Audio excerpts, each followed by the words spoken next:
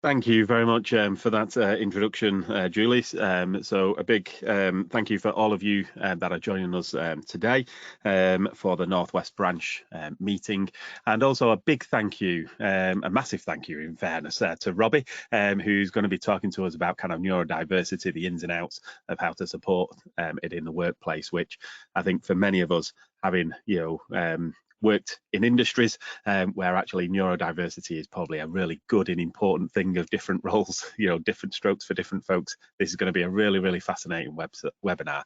So a big thank you to Robbie for volunteering and helping to lead this particular aspect. And just a few things just before I hand over to Robbie.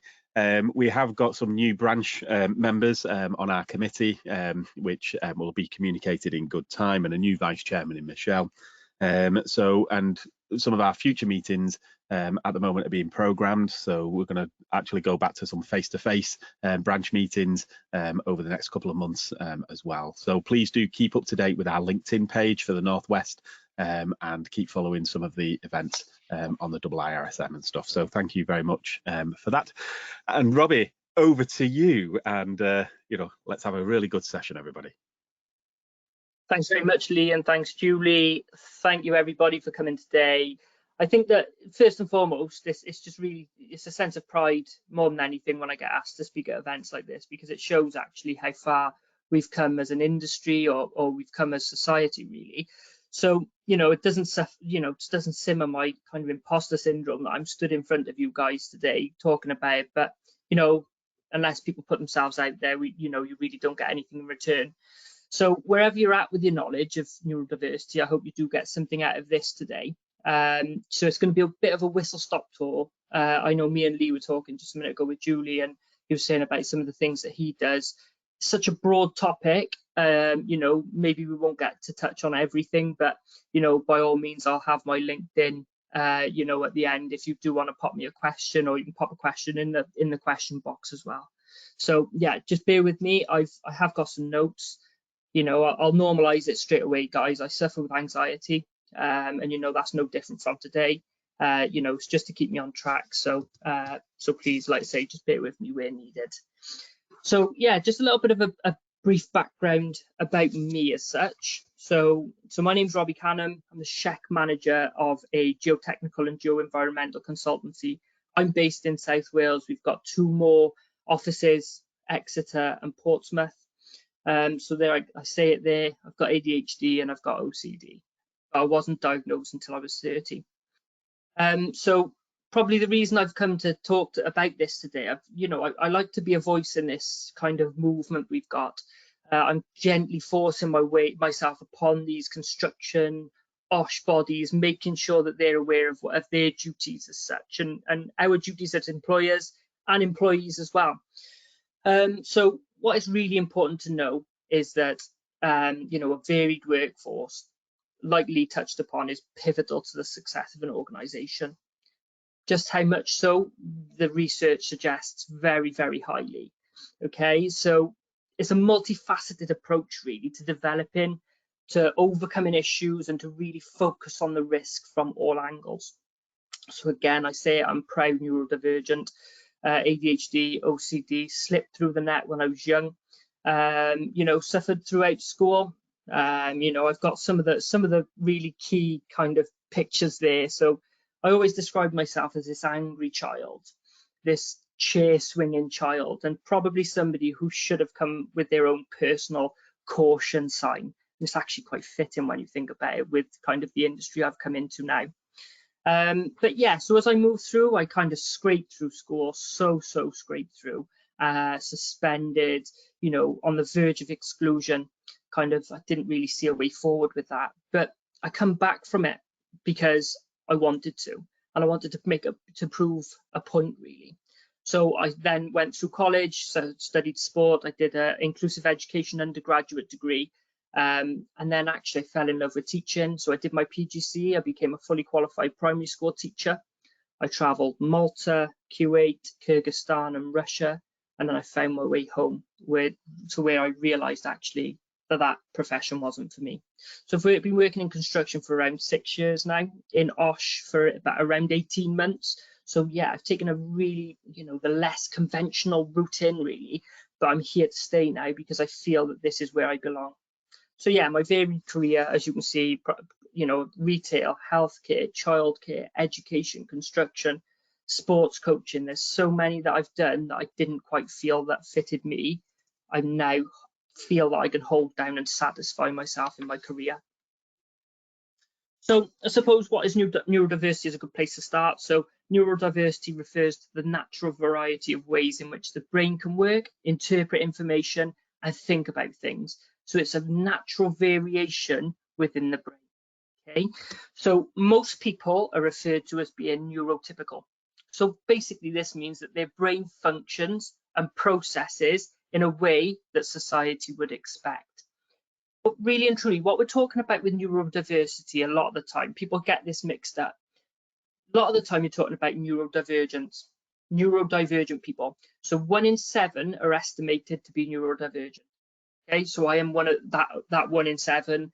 There's probably, people out there maybe listening today who are that 1 in 7. But what is it? So I say here the not so new term.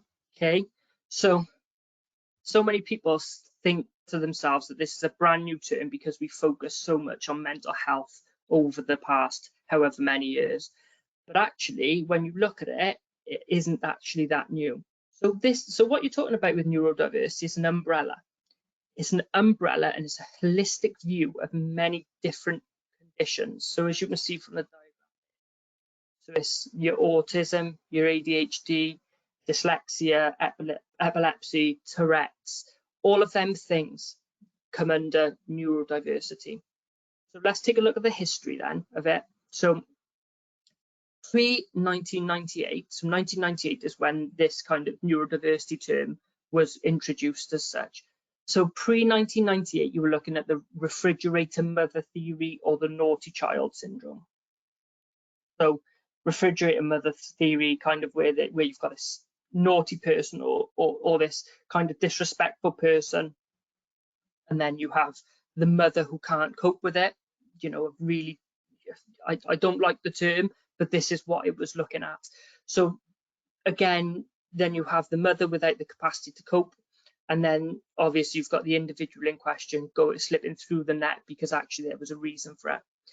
Naughty child syndrome, so this is kind of where I can put my hand up and say, do you know what, this was me. This was what I was classed as during school and probably even during college, university and beyond into the workplace.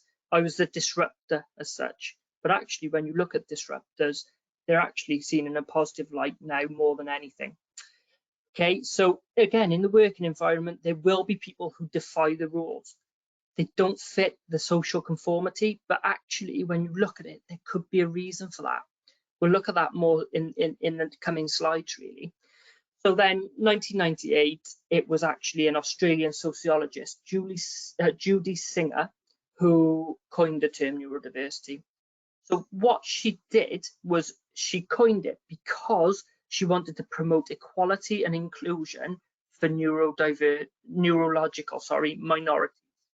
Okay, so your neurologic minorities, ADHD, Tourette's, all of them things. Okay, DCD, DLD. So you're looking then historically about it being based upon, it was prevalent in looking at a deficit-based kind of thinking behind it. So there was something wrong with the person in inverted commas. Okay, so then that focused attention directly onto the individual, and they focused far less on the social and environmental factors that might be at play. Okay, so obviously as we move on, we've got so many more people like myself who advocate for neurodiversity. Obviously there's more education out there. There's a better understanding of what we're actually facing today. So I wanted just to share this with you. So Harvey Bloom, he kind of extended Judy Singer's work as such. He thought that neurodiversity may be every bit as crucial for the human race as biodiversity is for life in general. Not really going to talk about that too much. What I wanted to do was just put that in there and pop it in your mind. And then obviously, as we go through the presentation, you can make up your own mind in terms of where we're at with that, because that was 1998. So that was quite some time ago. Yeah, so I want you to make up your own kind of theory behind that and whether that was proved right or wrong.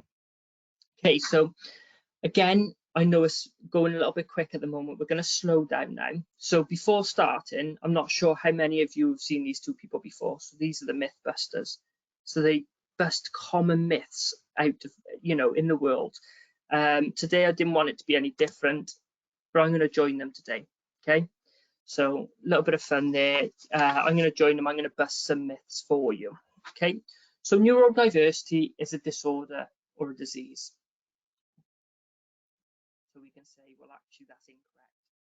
So neurodiversity cannot be cured because it's a natural variation in the brain. It's no different in a way to the physical differences that we have. Okay, so neurodiversity, remember what I said earlier, is the umbrella term of all of these different conditions. Yeah, so the disorder part of this, so neurodiversity is a disorder. Actually, you look at the conditions. When I say I've got ADHD, it's attention deficit hyperactivity disorder. It's actually the condition then, rather than the term neurodiversity. Okay, so second one then. So neurodivergent individuals are unable to succeed in society or the workplace. So again, stood in front of you today.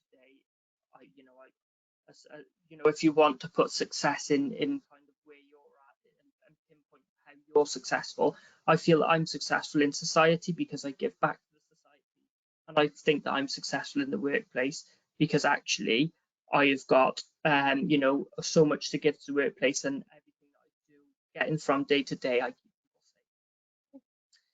So neurodivergent people are all around us. So some are better known than others, but most neurodivergent individuals live a fulfilling life, succeeding in many different ways. But can't we say that about neurotypical people?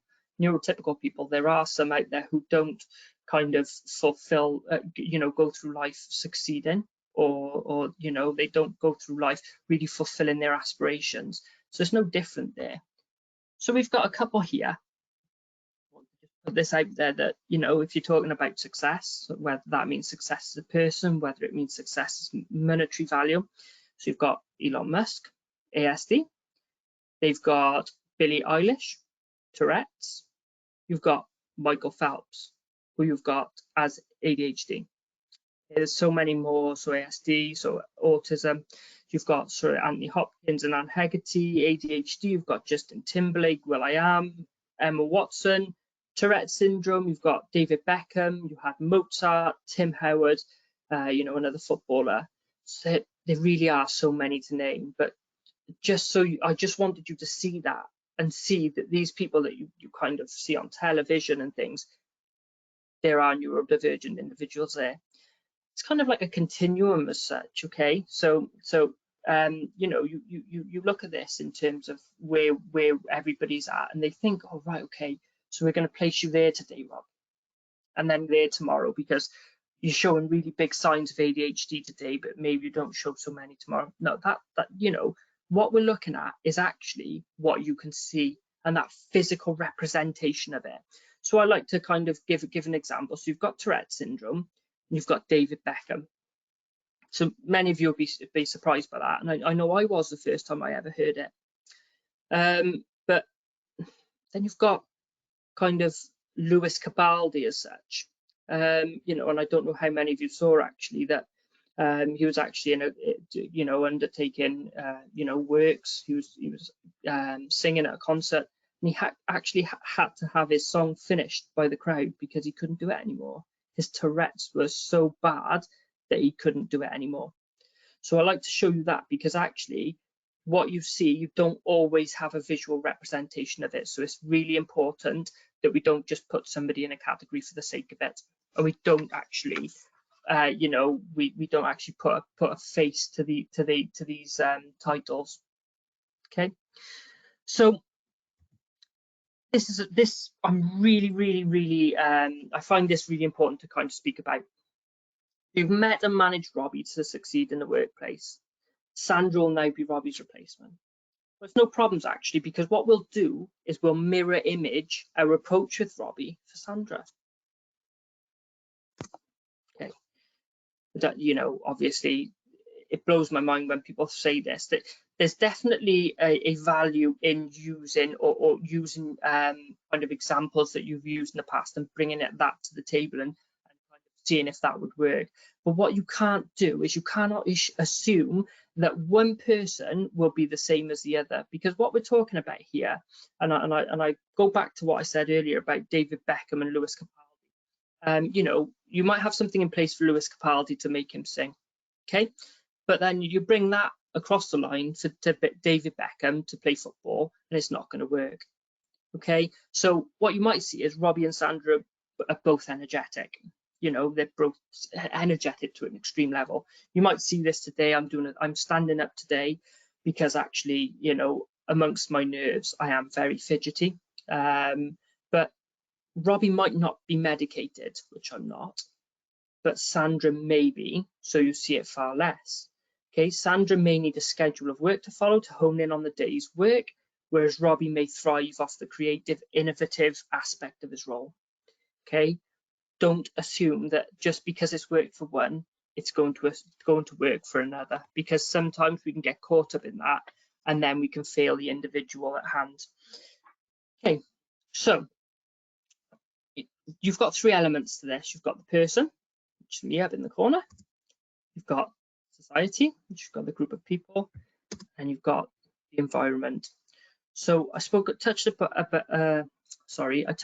it earlier with the person, where you're historically focused on this person.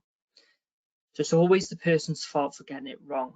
Point the finger, the arguments happen, the dismissals, the disciplinaries, they all come at once. In theory though, what we're talking about, guys, is that's a person. So that person will have tendencies, attributes, including strengths and weaknesses, the same as everybody. So for many neurodivergent people, this comes down to genetics. So what we're trying to do is then force them into this social box of what we believe.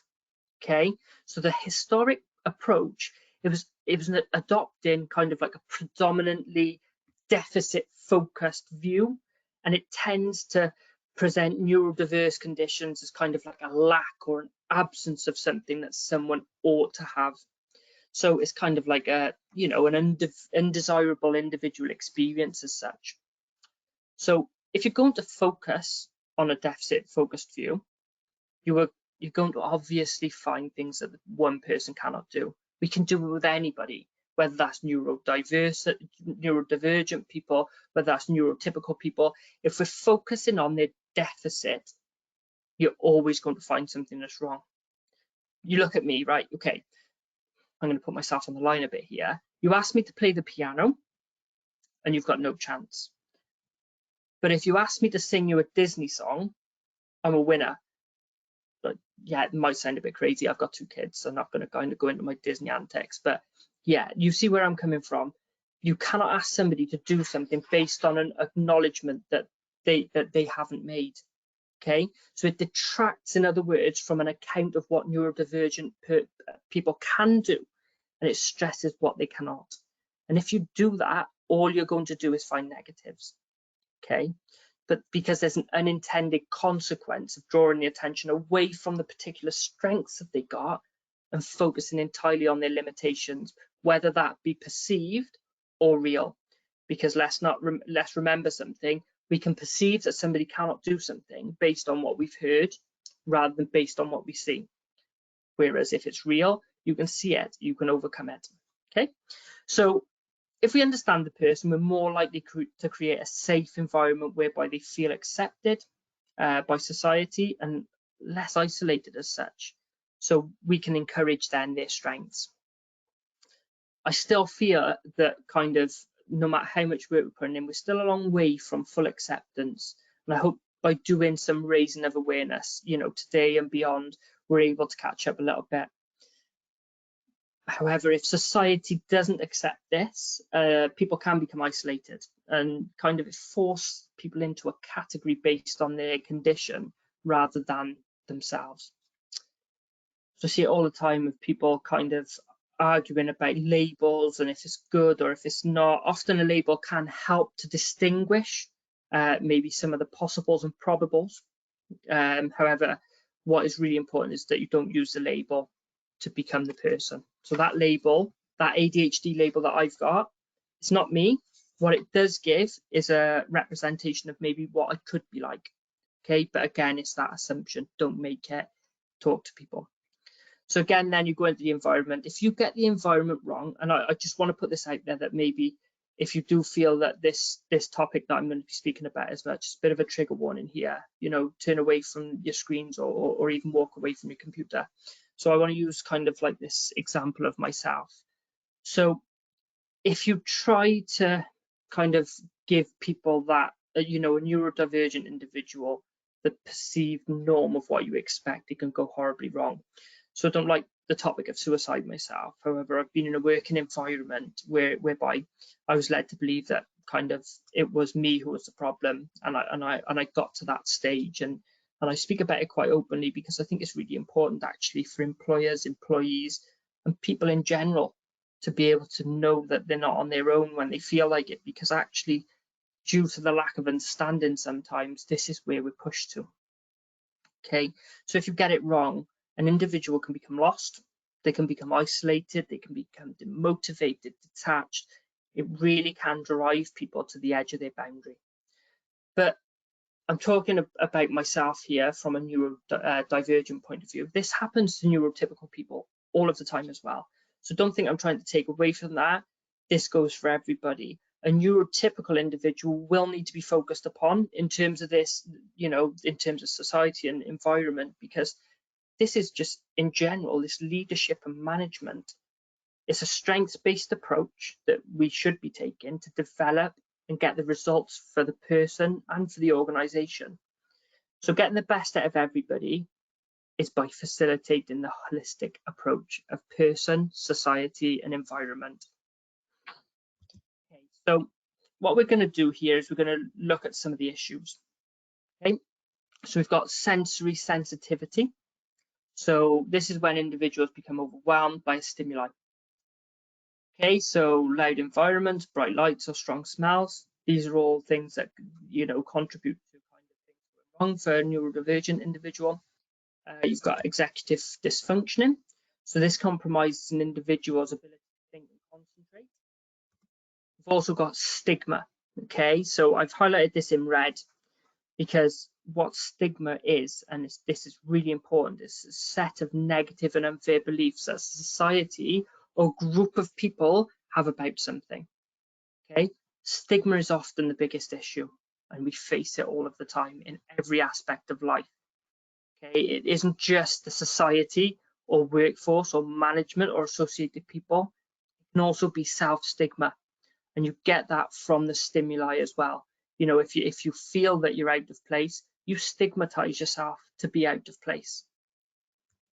This is where we then go into neurodivergent microaggressions. So this is both verbal, non-verbal, intentional and non-intentional unacceptance of neurodivergence. Okay, you'll see things like this all of the time, but you don't look disabled. Why can't you act normal? People making assumptions based on an individual's ability or speaking on behalf of an individual. Okay, you see it all the time. But these are just some of the issues. There'll be so many more, but these are some of the issues that I have definitely kind of been open to in the past couple of years of being in this industry. You see it all of the time, even when people aren't neurodivergent. Stigma all of the time, mental health stigma, you get physical stigma. All of these things that need to be focused upon and destigmatized, we still have a long way to go. Okay, so this is what I imagine, you know, a group of leaders to look like really when you present them with this neurodiversity conundrum as such. So, you know, you've got to be fair to neurotypical, neurodivergent individuals and vice versa. You can't hinder neurotypical people and you cannot hinder neurodivergent people. So what are we going to do? Okay, so I know this is obviously a UK piece of legislation. So part of the Equality Act in 2010, neurodivergent workers are likely to be found to be disabled within the meaning of the Equality Act. So disability is a protected characteristic, so it provides them with legal protection against discrimination, harassment, and victimization that relates to their condition. So employers also have a duty to make reasonable adjustments, which we'll talk about in a couple of slides' time.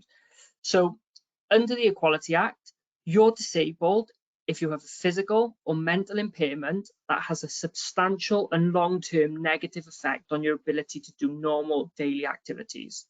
So I myself don't classify myself as being disabled. However, if you focus on the definition, I could argue the case that I am. So what I've done is I've built up strategies over a number of years with, the support of employers, friends, co-workers, your colleagues. I've built up a set of strategies that help me to kind of simmer them or to overcome some of the issues that I have in work. Okay, so we're going to focus on kind of the person now. So what can we do for the person? Straight away, you can see that you can break the stigma. Okay, so neurodiversity is a positive. It's a critical asset for organizations who need to be innovative. Who doesn't need to be innovative? These are the things that get us ahead of the game.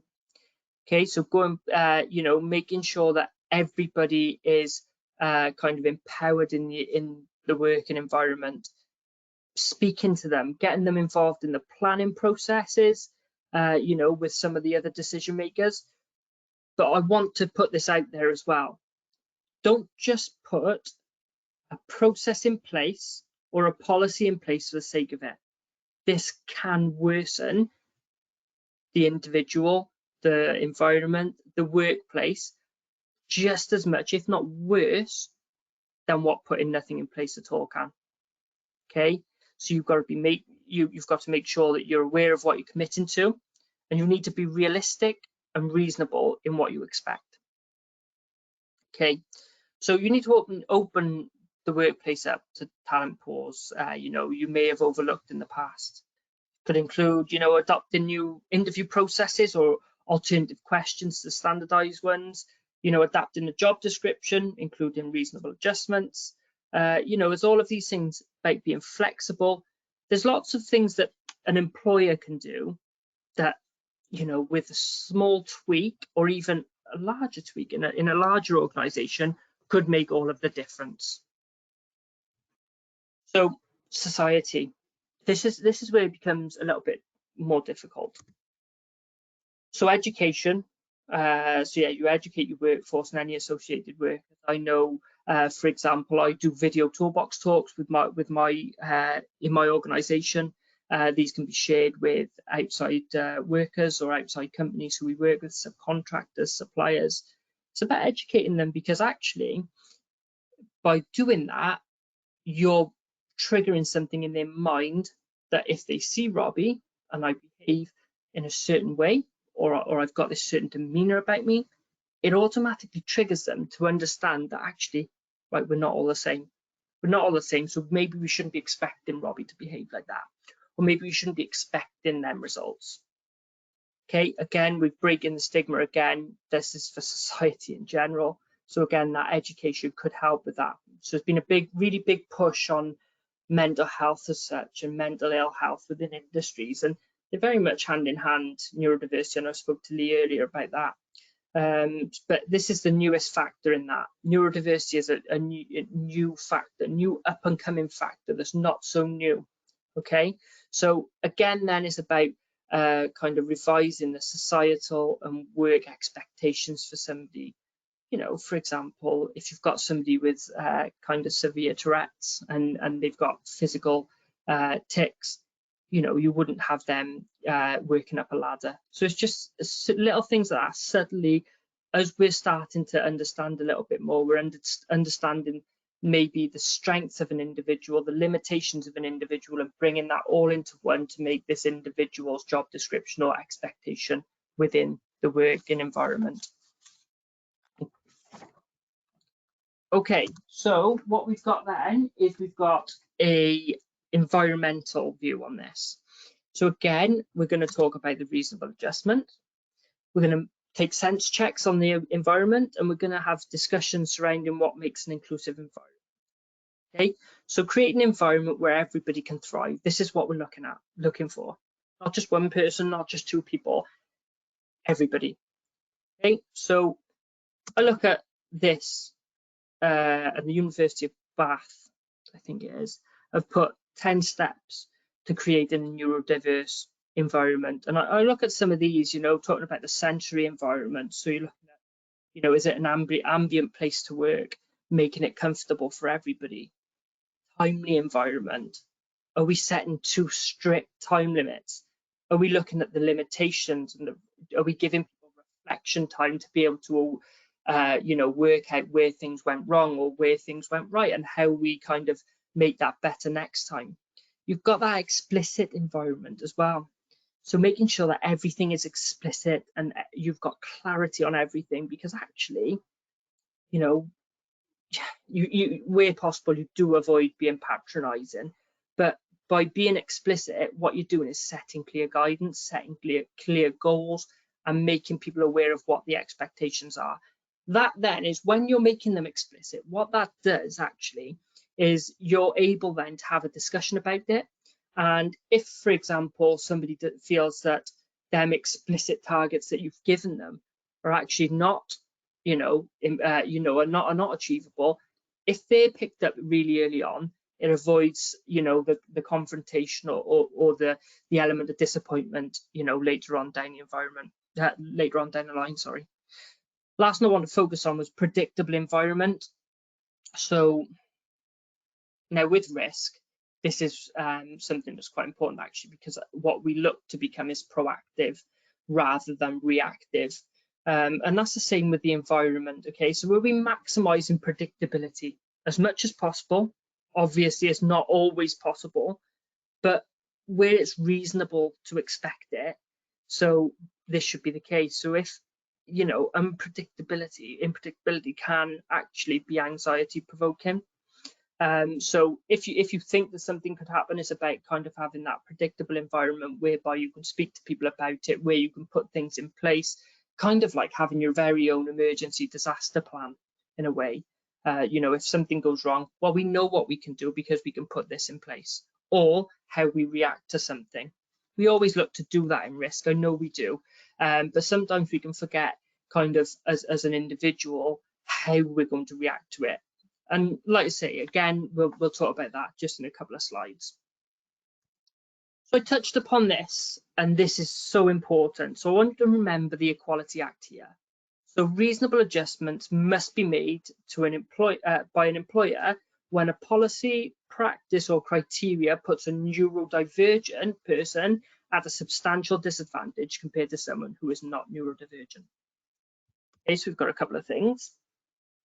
So we've got working from home. You've got more physical. So you're looking at ramps. You've got the head, you know, your headsets or your headphones or your ear protectors. Now, this doesn't just mean out in the field.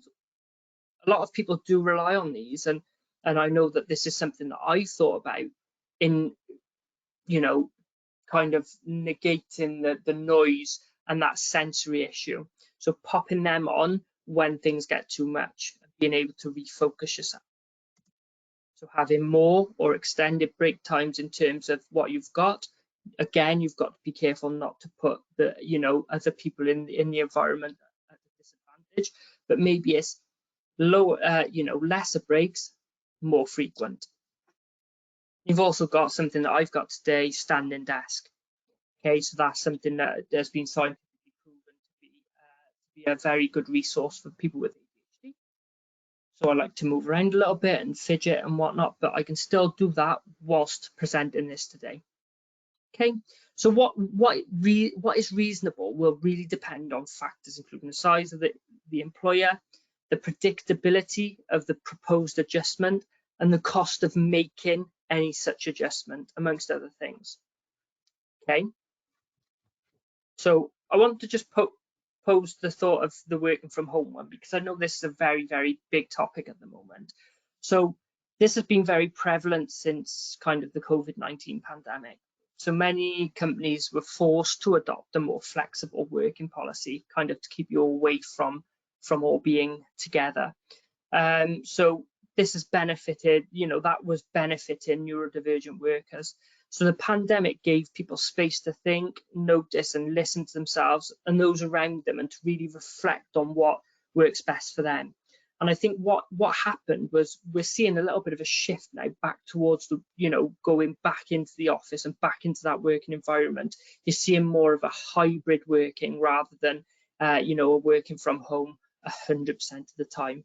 And I think that what all this has done is it's given people, not just neurodivergent individuals, everybody a bit of a voice in what works best for them. It's been a real shift in kind of the consultation period as such.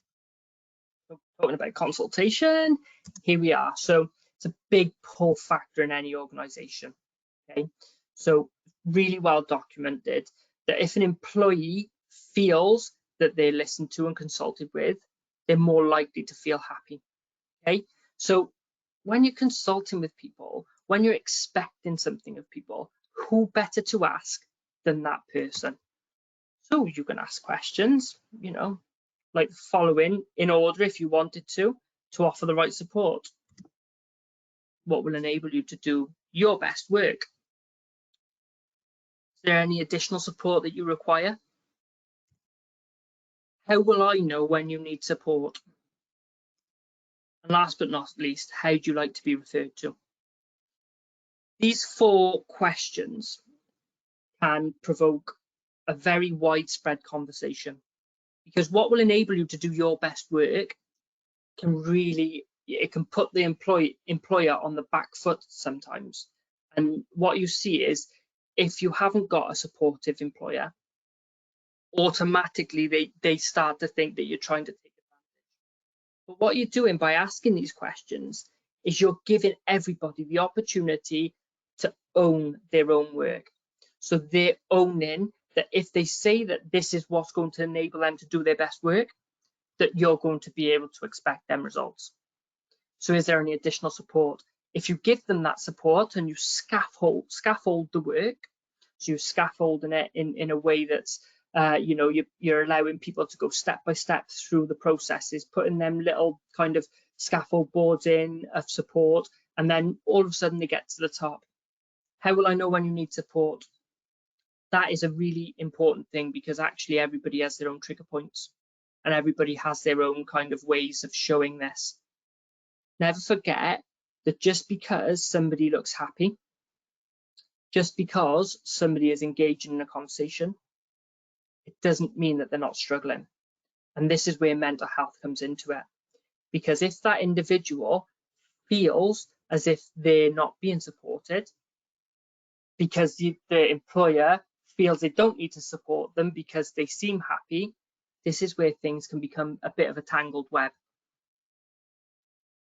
So there's been studies from Harvard University that suggests that kind of neurodivergent people prefer inclusive and non-judgmental language.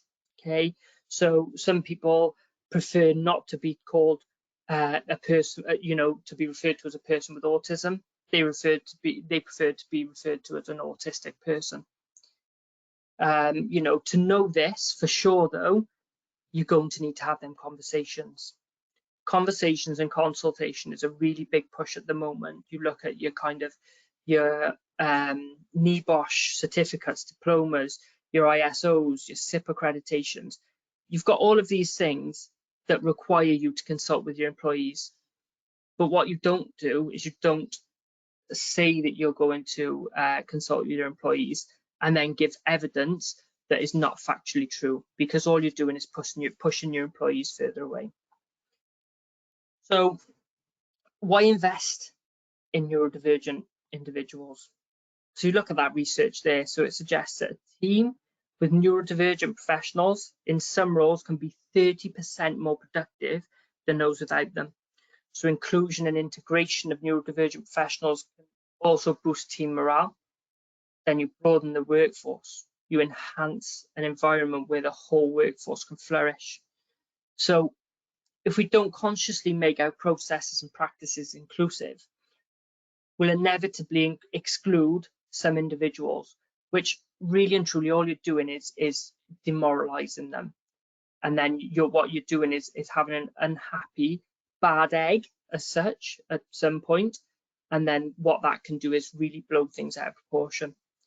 So, you know, all we need to do is improve accessibility and support for people so that we're making leaps towards that, you know, creating that inclusive working environment. Okay, so again, we're looking at why we invest in them. So we're specialists. You know, if you're looking at a deficit approach again, sometimes a more generalist role can be tough. It can, because there's so much going on and our minds are very different and we see things differently, that we can struggle with overload. Okay, so it's scientifically well researched that we usually excel in these specialist roles, but it does take one person to believe in this. And I want to show you something really quickly, and some of you might have seen this before, but there's an element of this video that I really feel strongly about, and I'll point it out to you in a minute. So if we go to this one, okay. Okay, guys, so let me pop you back in where we were at. So what I wanted to get from that was, it's kind of like a boardroom analogy, really. I know that they were talking about starting a movement, but if you've got that one person who's willing to stand up, be counted, and give a hugely innovative idea or a creative idea, you've got that one person. It just takes that one other person to believe in that movement, and then things start to move. If you've got a neurodivergent individual as such, so I like to be outspoken. If I believe in something and I believe it to be true, I'll say it. If I've got an innovative idea and I say it in a boardroom meeting, and then one person believes in it, what you're finding is that this kind of gathers momentum and it becomes like a domino effect. Everybody then feels that it's okay to be able to do that. Sometimes it can take that neurodivergent individual to kind of take that first step and be that person who's dancing wildly, because actually without that one person who stands up, that creative idea and that innovation has gone missing. It's gone. Nobody has done it. Nobody is engaged in it. And the best thing about all of this is I actually think this is probably the way that guy was dancing is probably what goes on in my head. I've got an innovative, creative idea. It's hectic. Everything's going on, but that can sometimes be lost because of everything else that's going on. Okay, so give people the opportunity to stand up, to give you the ideas, and to be able to start that movement and that creativity. So everything that we've discussed today, that all of this will lead to raised productivity, raised innovation, raised inclusion, raised morale, raised productivity, raised retention, which all ultimately leads to a higher likelihood that organization that you work in succeeds and where people can flourish.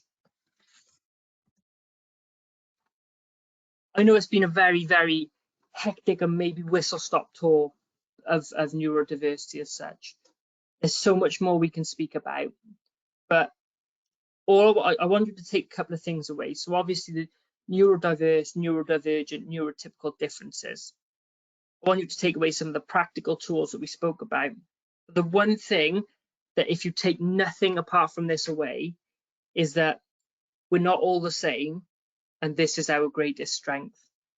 I've put my LinkedIn there, guys. If there's any questions or anything you can think of, please get in touch. I'm always a click away. I'm always happy to have a chat with you all. Lee, I didn't know whether there's any questions. There is one at the moment, so please, if anybody else has other questions, then do please put them into the question box. So we do have one question here, which I'll just read it out. It's got I've got a question.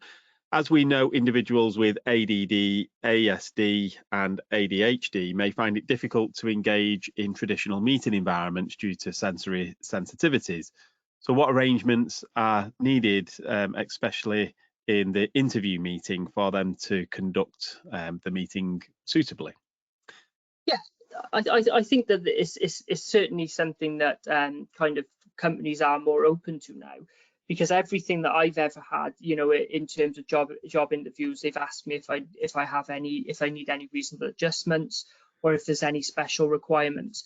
And I think what we need is actually a more kind of less stigma there, because people need to stand up and just say, yes, actually, I would like the meeting to be conducted in this manner, or you know, if possible, I would like it to be you know, undertaken in this environment. And what that does, Lee, is you know, people might say, well, organizations won't do it, or organizations will look badly upon you for doing that.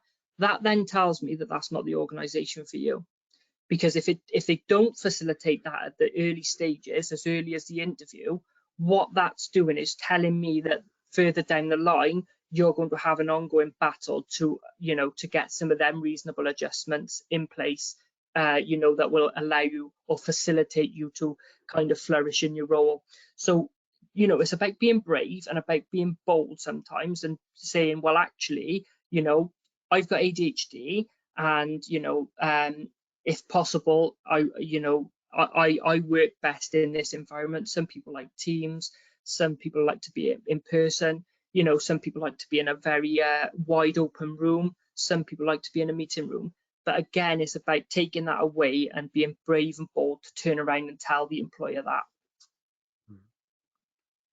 Yeah, so absolutely super. I kind of you reminded me of a book that I read a long time ago by Ken Blanchard. Excuse me, that kind of talked about different strokes for different folks, and I kind of just love that kind of philosophy. And with that kind of, one of the things about what you were talking about before in relation to, you know, we all think differently, every single person, you know, so whether or not we are part of the mainstream or neurodiverse or whatever it is, every single one of us thinks differently. So I just kind of like that kind of connection myself. It just kind of resonated.